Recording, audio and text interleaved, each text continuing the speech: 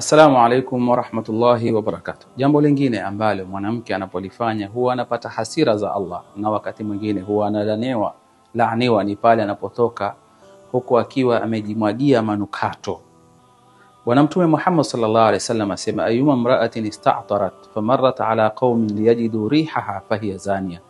Mwanamke yote atakayepaka manukato akapita kwa watu ili wale watu wasikia harufu ya yale manukato ambayo kwamba aliyoyapaka, hata kama hakukusudia, lakini watu wakasikia yale manukato aliyoyapaka, mwanamke huyo huko katika kundi la waliozini. Kwa hivyo ni maana ya kwamba usipake manukato katoka. Paka manukato kwa mume wako peke yake.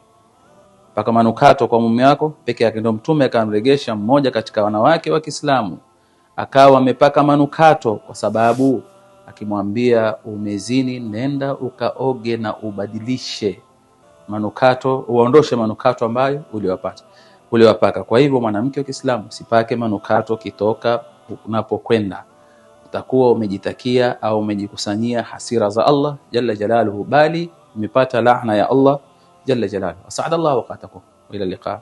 Shukran jazilan. Wassalamu alaykum wa rahmatullahi.